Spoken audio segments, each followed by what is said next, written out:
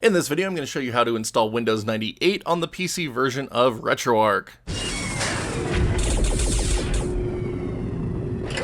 Alright, so the latest versions of DOSBox Pure allow you to emulate a 3dfx Voodoo chipset as well as easily install a Windows operating system, Windows 9X operating system at that, so Windows 95, 98, or ME. And in this video, I'm going to show you how to install Windows 98 specifically, but the steps apply to those other operating systems. Now, this is actually really cool because a lot of these earlier 3D titles don't work as well under modern operating systems. A lot of them do, but there are a few that do not. So having an emulated Windows 98 install with 3dfx Voodoo capabilities is just a really cool way of bringing some of these games back to life. Now, that being said, this is emulating a 3dfx 1 Voodoo chipset, so it isn't the most compatible with a lot of games, but it does work well on those earlier 3D titles, as I said. But because modern CPUs are just absolutely incredible, any game that uses a software renderer is going to work pretty dang well as long as you have a good CPU. But let's go ahead and get started. So first things first, get Retroarch installed on your PC, either using the standalone one or following my Steam guide, which is basically downloading the Steam version and replacing it with the standalone version. But get Retroarch downloaded and installed using one of these guides, or just download it from the site and extract it and follow along with this video. It doesn't really matter. But once you have Retroarch ready to go, there are a couple things we're going to need to do this process, and one of which is a Windows 9X install disk. So this could be Windows 95, Windows 98, or Windows ME. So for today's example, I am using Windows 98 2nd Edition. I have my copy of the CD ripped right here, as well as its accompanying boot disk, because there are actually two versions of Windows 98 SE. There is an OEM version and a retail version, so the retail version came with a bootable floppy. The CD itself wasn't bootable. And this will also be the case with most Windows 95 disks, they won't be bootable. So you are going to need a secondary boot floppy to get the OS to install properly within DOSBox Pure. Windows ME, I believe, should all be bootable. Don't quote me on that, but I believe that they are all bootable. So, once you have your disk image, so if you have a retail version of Windows 98 or 95 like I do, you need that secondary boot image once again. Or if you're on OEM, you'll just have the disk image. But once you have the files you need, we're going to grab them and we're going to put them in a zip folder. And then once that zip is done being made, you can just name it whatever you want. I'm going to name it Windows 98 SE. There we go.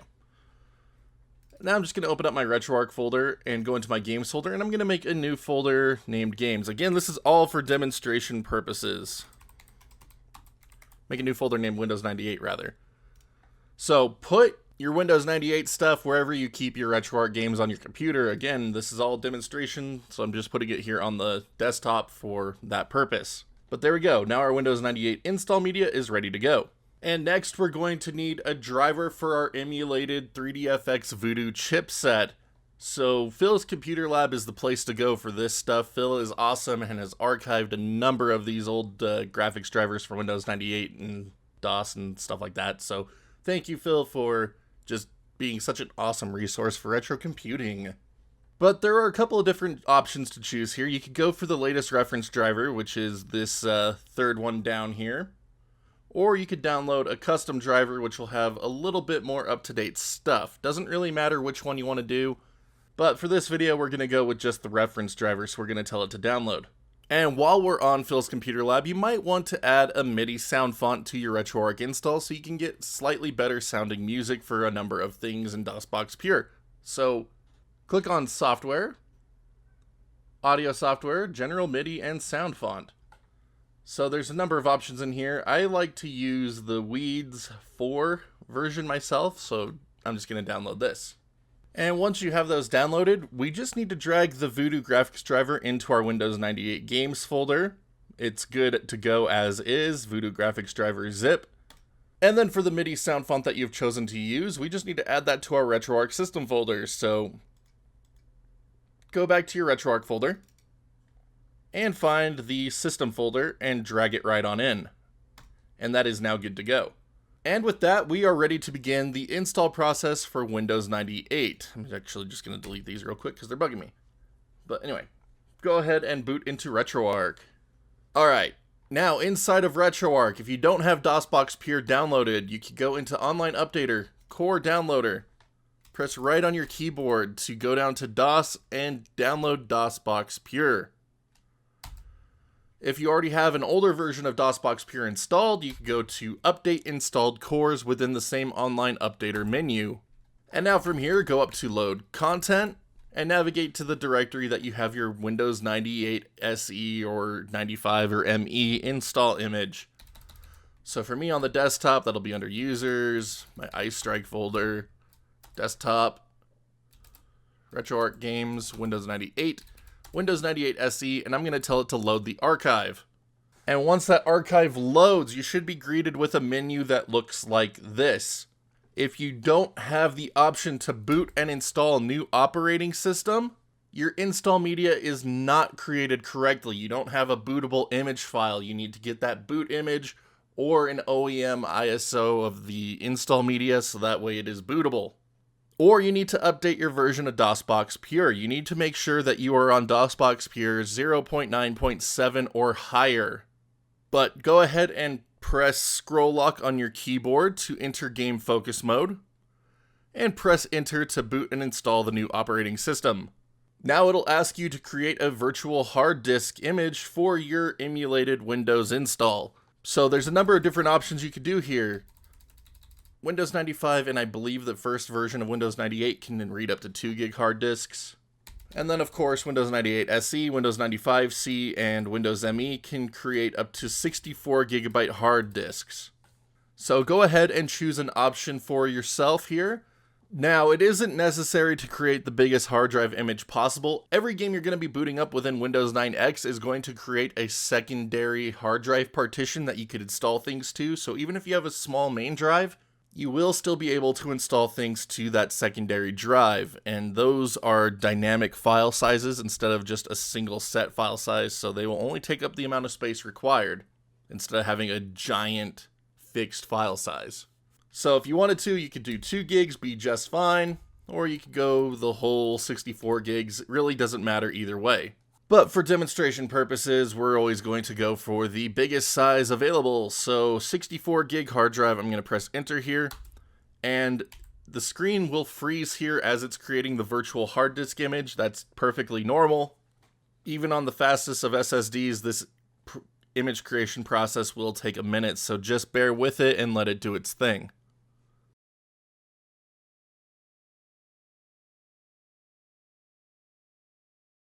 And once the hard drive image creation process is finished, we will be greeted by our boot up stuff here. So we're going to start the Windows 98 setup from CD-ROM. So again, if you have Windows 95, Windows ME, just do the install process like you normally would on a PC. I'll just press enter to get through the first system check menus here. And then once scan disk is finished checking, just go ahead and press exit. And proceed along with your Windows install process as you normally would. So the great thing about DOSBox Pure is it does support your physical mouse, so you can just navigate this like you normally would.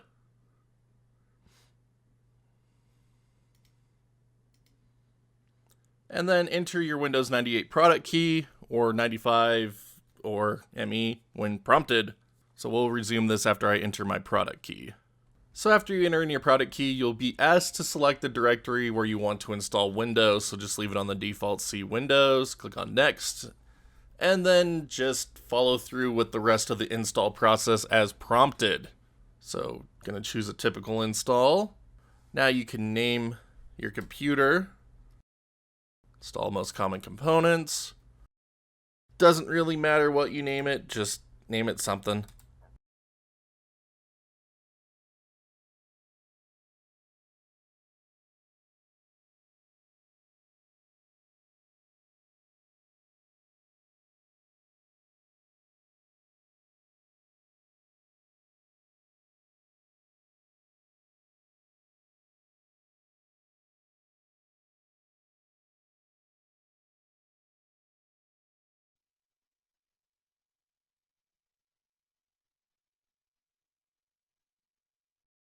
And once it's finished rebooting, just again let it continue on with its install things.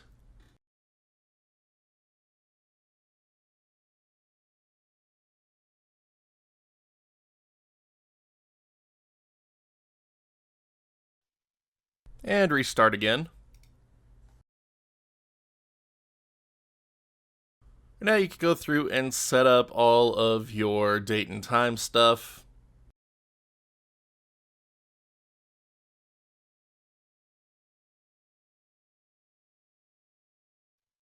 And finally restart again.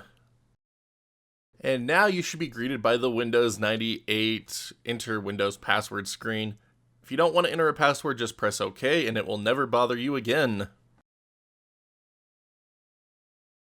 But now we should be greeted by the Welcome to Windows 98 thing here, so just uncheck this so it doesn't show it to us again and close it down. And now from here we can begin adjusting settings on our virtual Windows 98 desktop, such as screen resolution. So right click, properties, settings, and we can adjust our screen resolution up to 1280 by 1024. Not really that useful. We lose out on color depth if we go too high here. So we can go up to 800 by 600 and keep 32-bit color. 1024 by 768 drops the color down, and then our last two options drop it down even further. So 800 by 600 is definitely the high point you want to use for this. Now, as you can see, I have integer scaling turned on, so my screen is resulting in some black borders here on my 4K display. Scroll game focus off real quick. But if I were to back out of this, go to video, scaling. If I were to turn integer scaling off, it would fit the whole screen. And depending on your display, the scaling might be okay, it might not be okay. So for 800 by 600, it doesn't look too bad with integer scaling turned off, but it definitely gives you that much sharper image if you leave it on. But this is all going to be personal preference, whether or not you want integer scaling on or off for DOSBox Pure. I'm going to leave it on personally. But just to give a brief overview here, so we have our Windows 98 main hard drive here, full 64 gigs, and then like I was saying earlier, we have a secondary drive that is assigned to D for every game we'll load up, and that is 1 gigabyte by default. So turning game focus off with scroll lock again, going into the quick menu. If we go down into the core options, system options, we could change the size of this drive all the way up to a full 8 gigabytes. And again, these secondary drives are dynamic disks, so they only take up as much space as you need. So you can set this to the full 8 gigs, and it won't make an 8 gig save file for every single game you run. It'll only use the space required. So 8 gigs is way excessive for Windows 98 stuff, unless you're doing a lot of mods. I mean, a lot of mods. Like, these are smaller games. This is the Windows 98 stuff. So the 1 gig default should be fine, but if you feel like cranking it up to 8 gigs, you could do so without having to worry about it. But with Windows 98 installed, we're ready to install our Voodoo driver. So just go to Start, Shutdown, and shut it down like you would a real Windows 98 PC. Because this is emulating Windows 98, so if you just close out of the content, you are likely to corrupt your virtual hard drive and have to reinstall things. But once you get it is now safe to turn off your computer screen, just exit game focus mode, and then you can close the content. And now we need to go back into load content, navigate to where our Windows 98 games are again.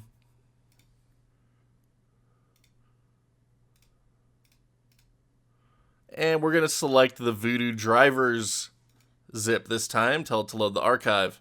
And on the DOSBox Pure startup menu, you're going to see a new option here that says Run Installed Operating System. So let's go back into game focus mode here. Press enter on this, and you can select the hard disk image for your operating system. And it will boot you up into your emulated operating system. And then from here, just go into My Computer, and you will see that your D drive is now the name of your zip file that you created. Well, trunicated version of it, but inside of that, you will see that it is our Voodoo drivers. Cool. So to get our emulated Voodoo installed, go to Start, Settings, Control Panel, Add New Hardware, Next, Next. No, I want to select the hardware from a list. Scroll down to the bottom, Sound, Video, and Game Controllers. Next, 3DFX Interactive, 3DFX Voodoo. Next, Next, Finish. Okay, now we can close out of that. Right-click on My Computer, Properties, Device Manager, expand the Sound, Video, and Game Controllers tab. You'll see we have a 3DFX Voodoo entry here. Right-click on this, Properties, Driver, Update Driver. Next, display a list of all drivers in a specific location. Next, have disk, browse, change the drop-down box to our D drive, voodoo.inf, okay, okay, Voodoo Graphics 3D Accelerator, okay, next. And then you'll be asked if you want to install an older file versus this newer one from Microsoft. We're going to say, do you want to keep this file? Say no.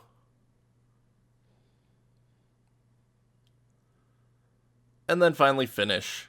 And it'll ask you to restart your computer. Click on yes.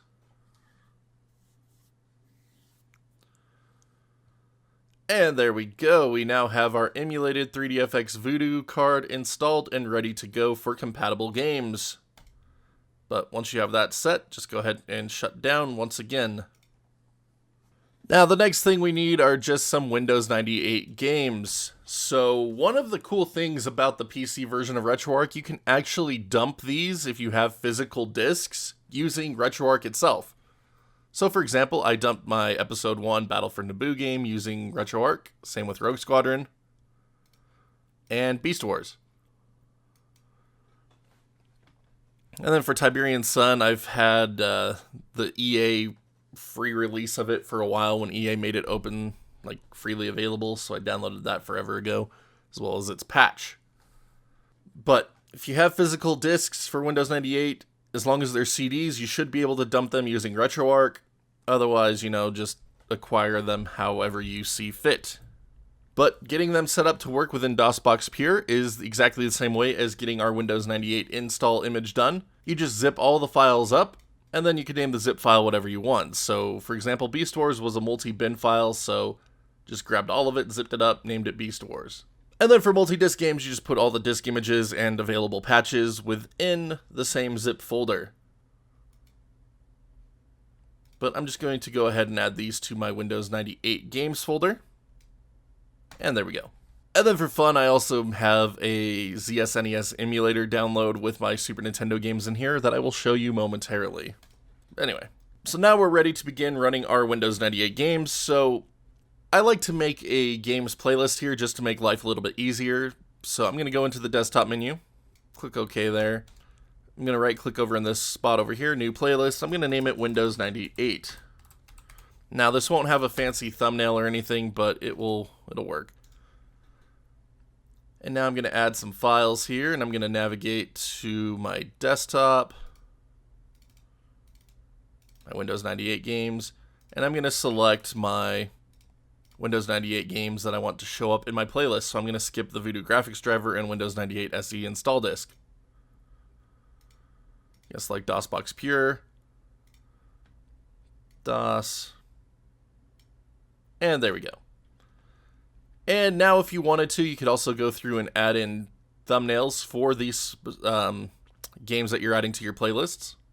So one of my favorite places to go to find box art is GameFAQs. They have a good media section full of images.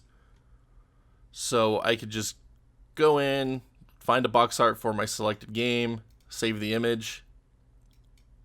So there we go. Unfortunately, you can't drag JPEGs into Retroarch anymore. So we just need to open up Paint,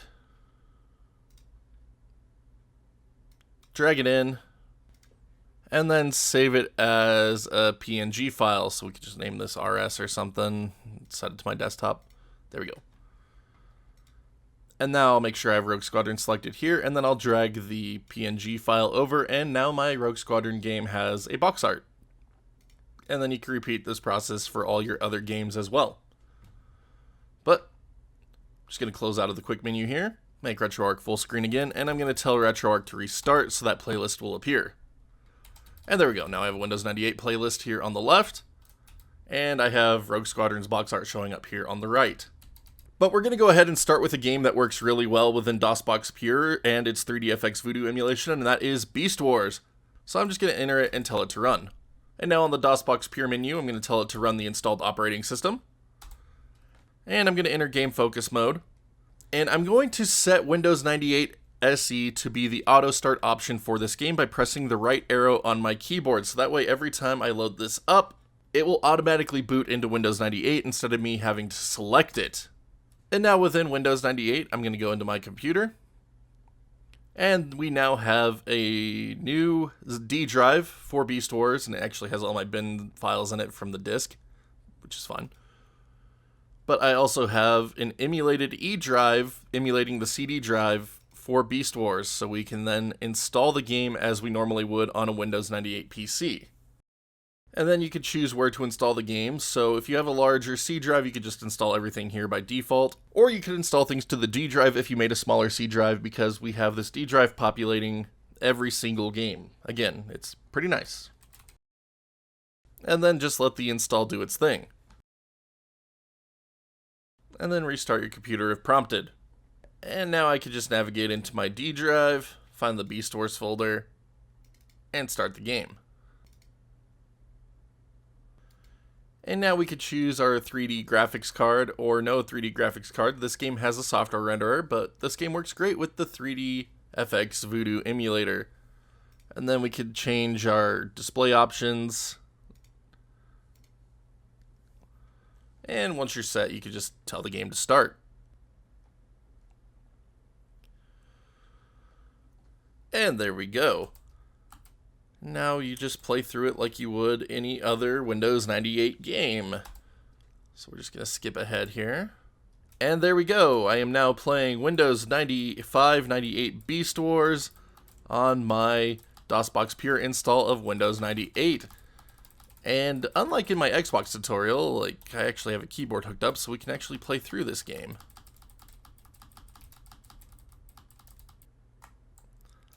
So this game runs absolutely beautifully. The Voodoo emulation does its job. But now for a quick example showing that autoplay and work, we could tell Beast Wars to run again. And it just automatically boots right up into our Windows 98 install. So there we go, autoplay doing its job. It's really nice. But now let's do another example, and this time for a game that isn't working as well with our emulated 3DFX Voodoo, and that is Episode 1 Battle for Naboo. Just to give you all an idea of what to expect here. So this is done best with older Windows titles, early 3D titles, and you want to make sure that that 3DFX Voodoo chipset is actually supported, or the game has a software renderer to really take advantage of this program. But I'm going to start Windows 98 SE, tell it to auto start Windows 98. And then in my computer I have a Battle for Naboo disk. I will tell it to install it. And with that install process finished, I can go into the options menu, additional options, configuration options. And we could change between our display resolutions here, detail levels. So leave this on 640 by 480 in low detail for the best possible performance. But this game doesn't work right, and I will show you that right now anyway.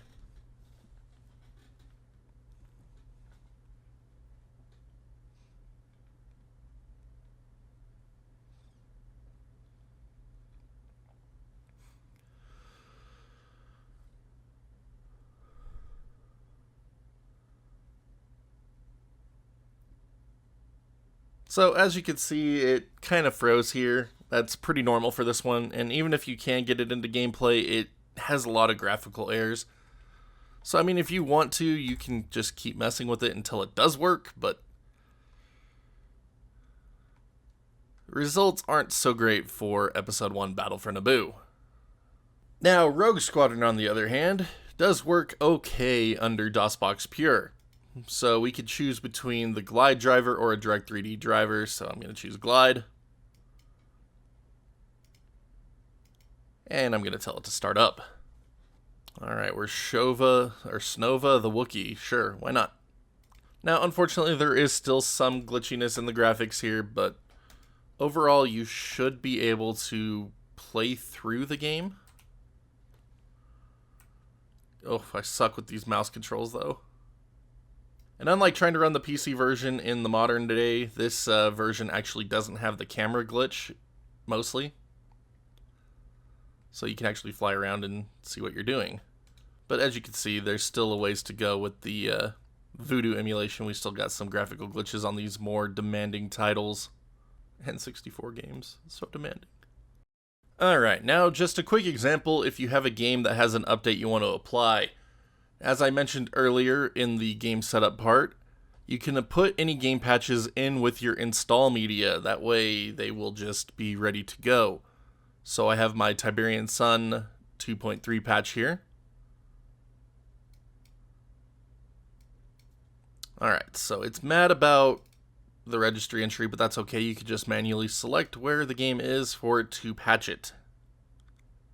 And there we go. So that is the game now fully up to date.